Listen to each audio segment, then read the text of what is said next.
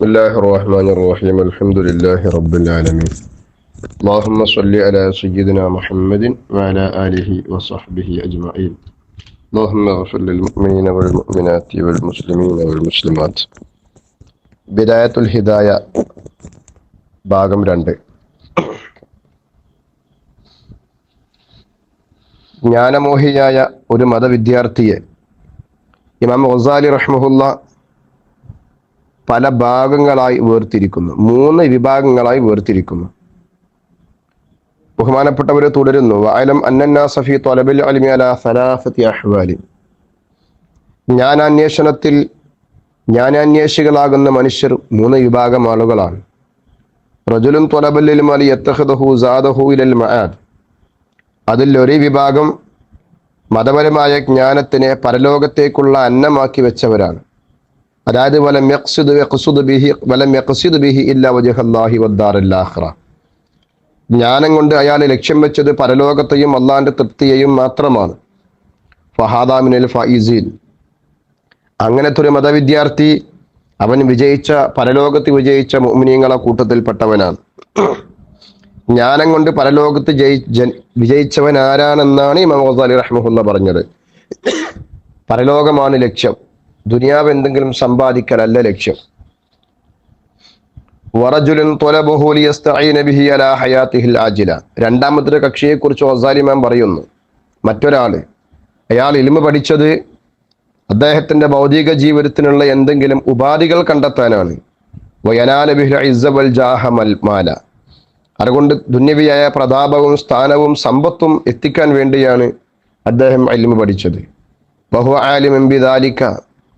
ആ വിഷയത്തെക്കുറിച്ച് അദ്ദേഹത്തിന് നന്നായി അറിയാം. മുസ്തശ്അറുൻ ഫീ ഖൽബിഹി റഖാഖത ഹാലിഹി വഖിസ്സത മഖ്സദിഹി. അവന്റെ മനസ്സിൽ അവന്റെ മാനസിക നിലപാടിന്റെ മോശത്തരത്തെക്കുറിച്ച് അയാൾ നന്നായി മനസ്സിലാക്കുന്നുണ്ട്. ഫഹാദാ മിനൽ മുഖാത്തിരീൻ. ഇവൻ അപകടം പിടിച്ച ആളുകളെ കൂട്ടത്തിൽപ്പെട്ടവനാണ്. ജ്ഞാനസമ്പാദനം കൊണ്ട് ഭൗതിക നേട്ടങ്ങൾ ലക്ഷ്യം വെക്കുക എന്നത് ശരിയല്ല എന്നും അത് തെറ്റായ ഒരു നിലപാടാണെന്നും അറിയാം. എന്നിട്ട് പോലും അദ്ദേഹം അറിവ് കൊണ്ട് ലക്ഷ്യം വെക്കുന്നത് ദുന്യവിയായ നേട്ടങ്ങൾ മാത്രമാണ്. അദ്ദേഹം അപകടം പിടിച്ചൊരു മനുഷ്യനാണ്. ഫൈൻ അജലുഹു ഖബല തൗബ. പശ്ചാത്താപത്തിന്റെ മുമ്പ് അദ്ദേഹത്തെ മരണം പിടികൂടിയാൽ ഖൈഫ അലൈഹി മിൻ സുഇൽ ഖാത്തിമ.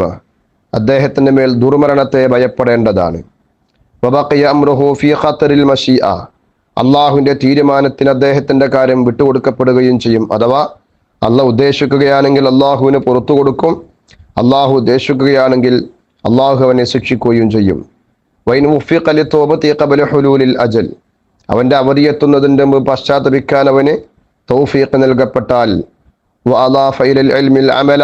അതോടൊപ്പം അവന്റെ ജ്ഞാനത്തിലേക്ക് കർമ്മത്തെ അവൻ കൂട്ടിച്ചേർക്കുകയും ചെയ്താൽ വതദാരക മാ ഫറത മിൻഹു മിനൽ ഖലൽ.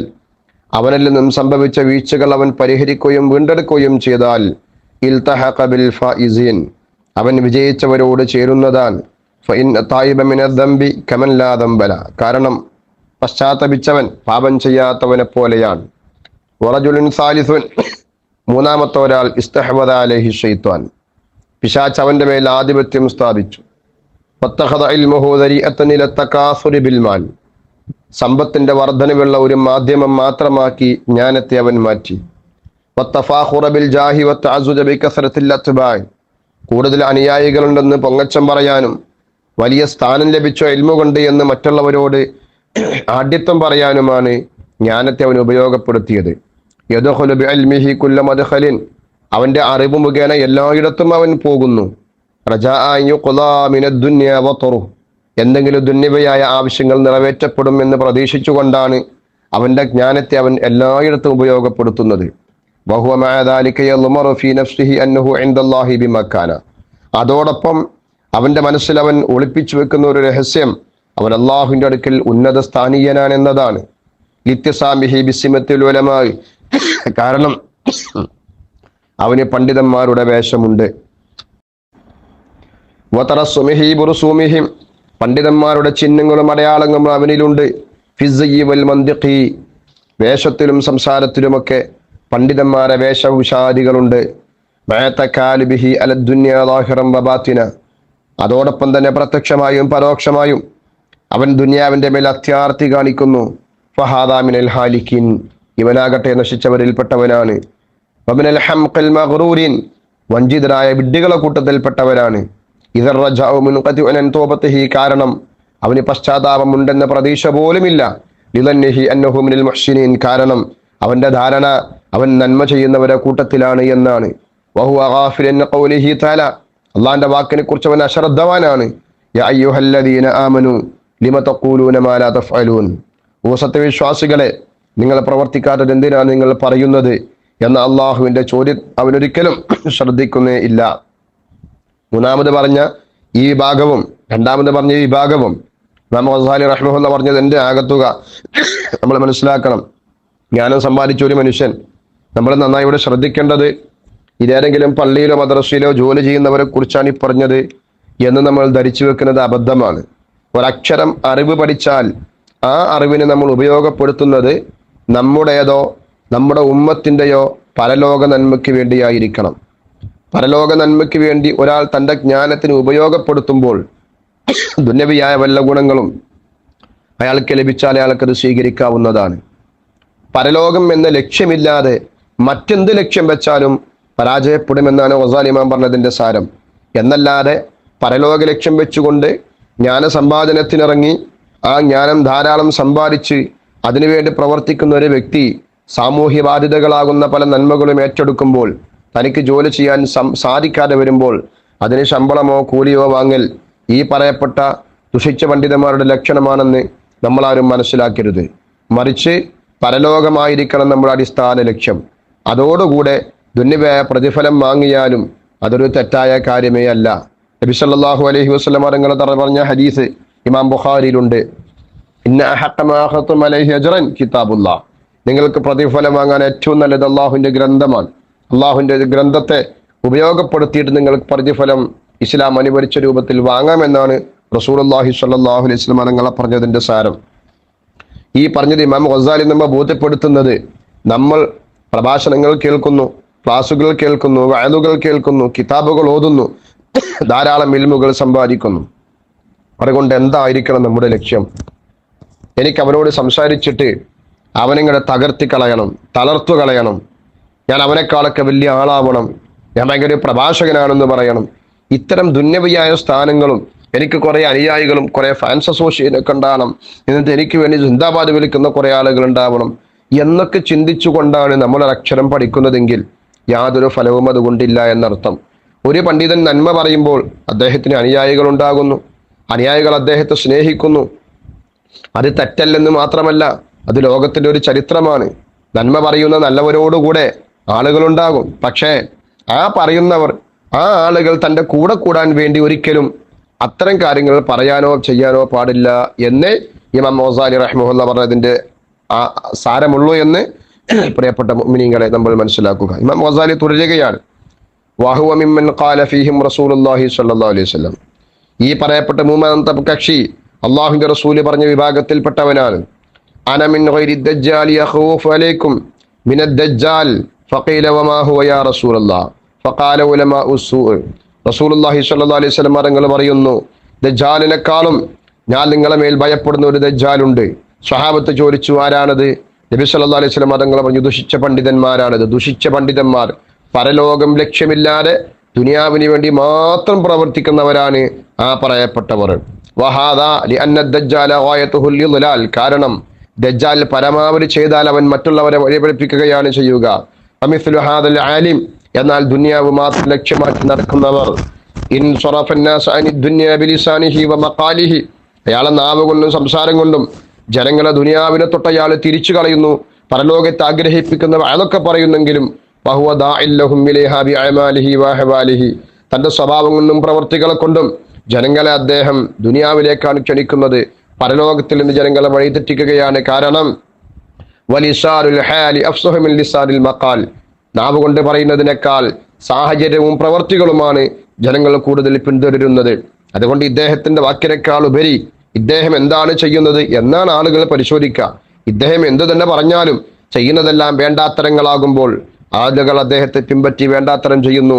അതുകൊണ്ടാണ് ദജ്ജാലിനേക്കാൾ ഭയപ്പെടുന്ന ദജ്ജാലുകൾ എന്ന് ഉലമാ ഉസൂനെ പറ്റി, മോശപ്പെട്ട പണ്ഡിതന്മാരെ കുറിച്ച് ഇമാം ഗസാലി റഹിമഹുല്ലാഹ് പറയാനുള്ള കാരണം وطباع الناس إلى المساعدة في الأعمال أميل منها إلى المتابعة في الأقوال. വാക്കുകളെ പിന്തുടരുന്നതിനേക്കാൾ കൂടുതൽ മനുഷ്യന്റെ പ്രകൃതി സ്വാധീനപ്പെടുന്നത് മനുഷ്യന്റെ പ്രവർത്തികളെ പിന്തുടരാനാണ്. അതുകൊണ്ട് തന്നെ فما أفسده هذا المغرور بأعماله أكثر فما أفسده هذا المغرور بأعماله أكثر مما أصلحه بأقواله. ഇത്തരം ഉപകാരപ്രദമല്ലാത്ത ജ്ഞാനം മുഖേന ഒരു മനുഷ്യൻ എന്തെങ്കിലുമൊക്കെ നന്മ ചെയ്തിട്ടുണ്ടെങ്കിൽ ആ നന്മയേക്കാൾ കൂടുതൽ അദ്ദേഹം ചെയ്ത പ്രവർത്തികളാണ്, മോശപ്പെട്ട പ്രവർത്തികളാണ് കൂടുതലും ഉണ്ടാവുക. ഇത് കാരണം ലാ യസ്തജ്രിഉൽ ജാഹിലു അല റഗ്ബതി ഫി ദുനിയ ഇല്ലാ ബിസ്തിജ്റാഇൽ ഉലമാ. ആഖിറബോധമില്ലാത്ത പണ്ഡിതന്മാർ ദുനിയാവിന് വേണ്ടി ആർത്തി കാണിക്കാൻ ധൈര്യപ്പെടുമ്പോഴാണ് വിവരമില്ലാത്തവർ ദുനിയാവിന് വേണ്ടി ആർത്തി കാണിക്കാൻ ധൈര്യപ്പെടുന്നത്.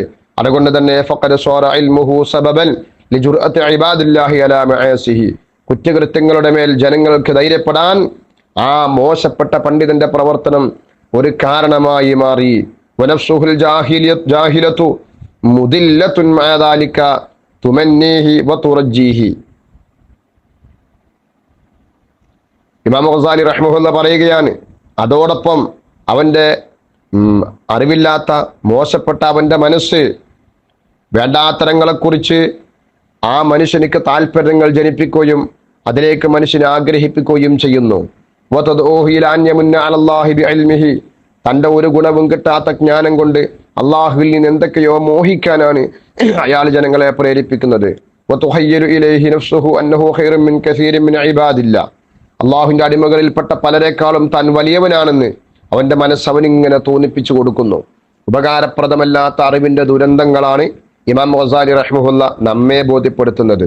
ഇത് നമ്മളാണ് മനസ്സിലാക്കേണ്ടത്. ഒരു പുസ്തകമോ എന്തെങ്കിലുമൊക്കെ കാണുമ്പോഴേക്ക് അതൊക്കെ വായിച്ചിട്ട് എന്തൊക്കെയോ ചില കാര്യങ്ങളൊക്കെ കിട്ടുമ്പോൾ ഞാൻ തന്നെ അല്ലേവയാണ് വലിയവൻ എന്ന മനസ്സിലെ ഒരു ചിന്ത. ഒരു കാര്യം നമ്മൾ നന്നായി മനസ്സിലാക്കേണ്ടത്, ഒരു മനുഷ്യൻ ജ്ഞാനം കൊണ്ട് വെച്ച ലക്ഷ്യം എന്താണെന്ന് അവന്റെ പ്രവർത്തനങ്ങളെ നോക്കി ഒരിക്കലും മനസ്സിലാക്കുക സാധ്യമല്ല. നമ്മുടെ പ്രവർത്തനം മുഖേന ഇസ്ലാമിക വിരുദ്ധമായ ഒരു പ്രവർത്തനത്തിലേക്ക് ആരെങ്കിലും താല്പര്യപ്പെട്ടു വരുന്നുണ്ടെങ്കിൽ നമ്മൾ മനസ്സിലാക്കുക നമ്മുടെ ഇൽമു ഉപകാരപ്രദമല്ല. ഇമാം ഗസാലി റഹിമഹുല്ലാഹി പറഞ്ഞതിന്റെ ആകത്തുകയാണ്.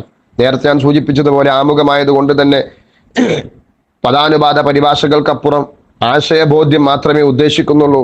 അതുകൊണ്ടാണ് ഇങ്ങനെ ചുരുക്കി മാത്രം പറയുന്നത്. ഇമാം ഗസാലി റഹിമഹുല്ലാഹി പറഞ്ഞതിൽ നിന്ന് നമ്മൾ എന്ത് സാരമാണ് മനസ്സിലാക്കേണ്ടത്? ഒരു മനുഷ്യന്റെ ബാഹ്യപ്രവർത്തികൾ നോക്കി ഒരിക്കലും അദ്ദേഹം പരലോക ലക്ഷ്യമുള്ളവനാണോ അല്ലേ എന്ന് മനസ്സിലാക്കുക സാധ്യമേ അല്ല.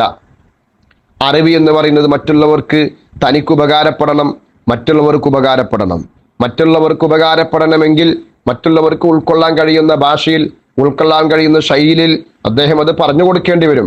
അങ്ങനെ പറഞ്ഞു കൊടുക്കുന്നത് കേൾക്കുമ്പോഴേക്കും അയാൾ ആളെ കൂട്ടാനുള്ള പണിയാണ് എന്ന് ഒരാളെ കുറിച്ച് നമ്മൾ വിലയിരുത്താൻ പാടില്ല.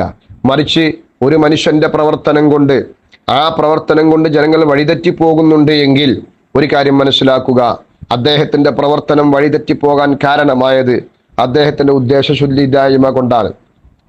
ഉദ്ദേശശുദ്ധി ഉണ്ടായിരുന്നെങ്കിൽ അദ്ദേഹത്തിന്റെ ജ്ഞാനങ്ങൾ വഴിതെറ്റാൻ ഒരു കാരണമാകുമായിരുന്നില്ല.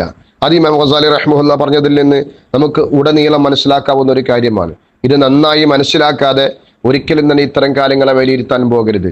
ഏത് സദസ്സുകളാണെങ്കിലും ആരാണെങ്കിലും അദ്ദേഹത്തിന്റെ ബാഹ്യപ്രവർത്തനങ്ങളെ നോക്കി ഒരിക്കലും അദ്ദേഹത്തിന്റെ ഇഖ്ലാസ് മനസ്സിലാക്കാനോ മനസ്സ് ചൂഴ്ന്നെടുക്കാനോ നമ്മൾ ആരും പോകേണ്ടതില്ല. അദ്ദേഹത്തിന്റെ പ്രവൃത്തി ഉമ്മത്തിന് ദോഷം ചെയ്യുന്നുണ്ടോ, അള്ളാഹുവിന്റെ റസൂല് പഠിപ്പിച്ച പരിശുദ്ധ ഇസ്ലാമിനെ നശിപ്പിക്കുന്ന തരത്തിലേക്ക് അദ്ദേഹത്തിന്റെ പ്രവർത്തനങ്ങൾ പോകുന്നുണ്ടോ, അപകടകരമാണ് എന്ന് നമ്മൾ മനസ്സിലാക്കുക. അദ്ദേഹത്തെ അനുധാവനം ചെയ്യുന്നതിൽ നമ്മൾ മാറി നിൽക്കുക. അത്തരക്കാരായി നമ്മൾ മാറാതിരിക്കുക. റബ്ബ് സുബ്ഹാനഹു വ തആല നമുക്കതിനെ തൗഫീഖ് ചെയ്യട്ടെ. ഇമാം ഗസാലി റഹിമഹുല്ലാഹ് തുടരുന്നു, ഫകുൻ അയ്യുഹ ത്വാലിബു മിനൽ ഫരീഖിൽ അവ്വൽ. അതുകൊണ്ട് പ്രിയപ്പെട്ട വിദ്യാർത്ഥി, നീ ഒന്നാം വിഭാഗത്തിൽ പെടണം. നമുക്ക് അല്ലാഹു തരുന്ന ജ്ഞാനങ്ങൾ നമുക്ക് നാളെ ആഖിറത്തിൽ ഉപകരിക്കണം. അതാവണം നമ്മുടെ ലക്ഷ്യം. ഞാൻ പഠിക്കുന്നത് പ്രഭാഷകനാകാനോ എഴുത്തുകാരനാകാനോ മുഖാമുഖം നടത്തുന്നവനാകാനോ സമ്പാദകനാകാനോ വലിയ നേതാവാകാനോ അല്ല. ഞാൻ പഠിക്കുന്നത് എന്നെ നന്നാക്കാൻ വേണ്ടിയാണ്. ഞാൻ നന്നാകുമ്പോൾ എന്നെ കണ്ട് മറ്റുള്ളവരും നന്നായിട്ട് എനിക്കതിന്റെ കൂലി പരലോകത്ത് കിട്ടണം. ഇത്രേ നമ്മൾക്ക് ആഗ്രഹിക്കാവൂ. അത്തരക്കാരിൽ അള്ളാഹു നമ്മെ ആക്കി തരട്ടെ. ഇമാം ഗസാലി റഹിമഹുല്ലാഹ് തുടരുന്നു, വഹ്ദർ അൻ തകൂന മിനൽ ഫരീഖി സാനി. രണ്ടാം വിഭാഗത്തിൽ പെടുന്നതിന് നീ നന്നായി പേടിക്കണം. ഫകം മിൻ മുസവ്വിഫിൻ ആജലഹുൽ അജലു ഖബല തൗബത്തി ഫഖസർ. എത്ര മനുഷ്യരാണ് നാളെ തൗബ ചെയ്യാം എന്ന് വിചാരിച്ചു, അവസാനം തൗബ ചെയ്യുന്നതിന്റെ മുമ്പ് അയാൾ മരണപ്പെട്ടു പരാജിതരുടെ കൂട്ടത്തിൽ പെടുന്നു. വയ്യാക സുമ്മ ഇയ്യാക അൻ തകൂന മിനൽ ഫരീഖിസ് സാലിസ്. നീ നന്നായി സൂക്ഷിച്ചോളൂ, മൂന്നാം വിഭാഗത്തിൽ എന്തായാലും പെടാൻ പാടില്ല. ഫതഹ്ലിക ഹലാകൻ ലാ യുർജാ മാഹു ഫലാഹുക. ഒരിക്കലും മൂന്നാം വിഭാഗത്തിൽപ്പെട്ടാൽ വിജയം പ്രതീക്ഷയെ ഇല്ലാത്ത രൂപം നീ സമ്പൂർണമായി പരാജയപ്പെടും. വലാ യുൻദറു സലാഹുക. മൂന്നാം വിഭാഗത്തിൽപ്പെട്ടാൽ നീ നന്നാകുമെന്ന പ്രതീക്ഷയെ വേണ്ട. അള്ളാഹു നമ്മയൊക്കെ ആ വിഭാഗത്തിൽ നിന്ന് കാത്തുരക്ഷിക്കട്ടെ. ഫൈൻ ഖുൽത. നീ ചോദിക്കുകയാണെങ്കിൽ ഫമാ ബിദായത്തുൽ ഹിദായ ലിഉജരിബ ബിഹാ നഫ്സി. ഈ ഗ്രന്ഥത്തിന്റെ ആമുഖത്തിൽ നിങ്ങൾ പറഞ്ഞല്ലോ, നീ നന്നാകാൻ ഉദ്ദേശിക്കുന്നുണ്ടെങ്കിൽ നേർമാർഗത്തിന്റെ പ്രാരംഭത്തെക്കുറിച്ച് ഞാൻ പറഞ്ഞു തരാമെന്ന്. എന്താണ് ഈ നേർമാർഗത്തിന്റെ തുടക്കം? ലിഉജരിബ ബിഹാ നഫ്സി. ആ തുടക്കം കൊണ്ട് എന്റെ നഫ്സിനൊന്ന് പരുവപ്പെടുത്തിയെടുക്കാനാണ് എന്ന് നീ ചോദിച്ചാൽ ഫഅലം, നീ മനസ്സിലാക്കിക്കോ, അന്ന ബിദായതഹ ലാഹിറത്തു തഖ്വ. അന്ന ബിദായതഹ ലാഹിറത്തു തഖ്വ. നേർമാർഗത്തിന്റെ തുടക്കം പ്രത്യക്ഷമായ തഖ്വയാണ്. വനിഹായതുഹ ബാതിനത്തു തഖ്വ. ഹിദായത്തിന്റെ പര്യവസാനം എന്താണ്? വനിഹായതുഹ ബാതിനത്തു തഖ്വ. അത് തഖ്വയുടെ ഉൾഭാഗമാണ്. തഖ്വയുടെ ഏറ്റവും ഉള്ളിലെത്തുമ്പോഴാണ് മനുഷ്യന്റെ ഹിദായത്ത് പൂർണ്ണമാവുക. ബാഹ്യരൂപത്തിലെ തഖ്വ തുടങ്ങുമ്പോഴാണ് തഖ്വ ഈ ഹിദായത്ത് ആരംഭിക്കുക. അതുകൊണ്ട് ഫല ആഖിബത ഇല്ലാ ബിത്തഖ്വ. തഖ്വ കൊണ്ടല്ലാതെ പരലോക വിജയമില്ല. വലാ ഹിദായത ഇല്ലാ ലിൽ മുത്തഖീൻ. അല്ലാഹുവിനെ ഭയപ്പെടുന്നവർക്കല്ലാതെ ഹിദായത്തുമില്ല. എന്താണ് ഈ തഖ്വ എന്ന് പറഞ്ഞാൽ? തഖ്വ എന്ന് പറഞ്ഞാൽ ഇബാറത്തുൻ അൻ ഇംതിസാലി അവാമിരില്ലാഹി തആല വജിത്നാബി നവാഹിഹി. അള്ളാഹു കൽപ്പിച്ച കാര്യങ്ങൾ അക്ഷരം പ്രതി അനുവർത്തിക്കുകയും അള്ളാഹു നിരോധിച്ചവൾ ഉപേക്ഷിക്കുകയും ചെയ്യുക എന്നതാണ് തഖ്വയുടെ സാരം. ഫഹുമാ ഖിസ്മാനി. തഖ്വയെ നമുക്ക് രണ്ടാക്കി തരംതിരിക്കാം.